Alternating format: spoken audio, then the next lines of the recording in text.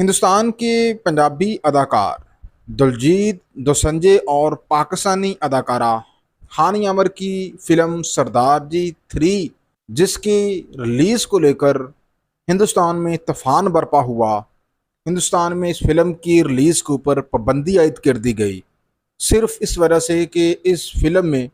ہندوستانی پنجابی اداکار دلجیت دوسنجے نے پاکستانی اداکارہ ہانی عامر کو کاسٹ کیا۔ لیکن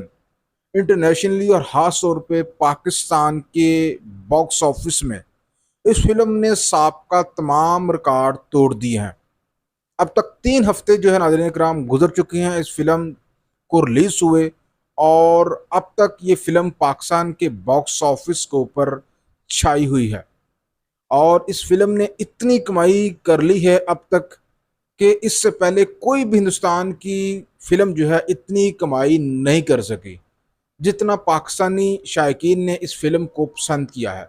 کہ سردار جی 3 نے کم و بیش 40 کروڑ روپے پاکستانی اب تک ارن کر چکی ہے، اور اگر ہندوستان کے روپیوں میں ہم کنورٹ کریں تو ہندوستان کے تقریباً یہ 12.25 کروڑ روپے بنتے ہیں۔ تو یوں یہ ناظرین کرام پاکستان میں ہندوستان کی کسی بھی فلم نے اس سے پہلے اتنی ارننگ نہیں کی جتنی اس سردار جی 3 نے کی ہے۔ اس سے پہلے کیری آن جٹا تھی، اور اب کیری آن جٹا کو اس فلم نے پیچھے چھوڑ دیا ہے، اور اب تک 40 کروڑ روپے یہ ارن کر چکی ہے، اور ماہرین کا خیال ہے کہ اگلے چند ہفتوں میں یہ فلم 60 کروڑ کا فگر وہ عبور کر سکتی ہے۔ دوسری طرف ناظرین کرام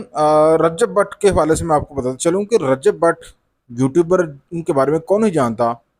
وہ ناظرین کرام پاکستان چھوڑ دیا ہے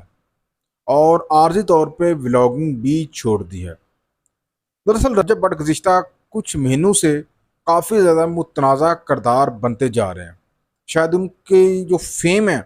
وہ اس کے اوپر قابو نہیں کر پا رہے، اور ابھی ناظرین کرام وہ پاکستان اس لیے انہوں نے چھوڑا ہے کیونکہ ان کے اوپر کچھ متنازع الزامات بھی عائد کیے گئے ہیں، اور ان کے اوپر الزام ہے انہوں نے اسلامی شخصیات کی توہین کی ہے۔ اس وجہ سے ان کے خلاف لاہور ہائی کورٹ میں ایک رٹ بھی دائر کی گئی ہے قانونی کارروائی کے لیے۔ اس وجہ سے رجب بٹ ہیں انہوں نے پاکستان چھوڑ دیا ہے،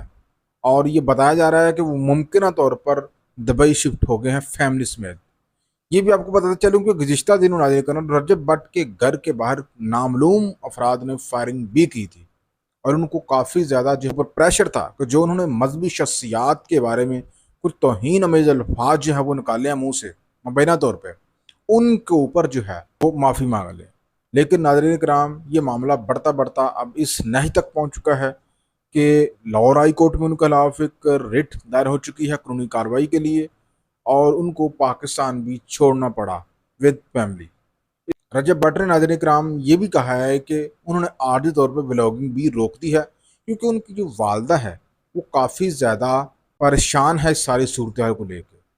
اور جب تک ان کی والدہ اس کو اجازت نہیں دے گی وہ دوبارہ ولاگنگ شروع نہیں کریں گے۔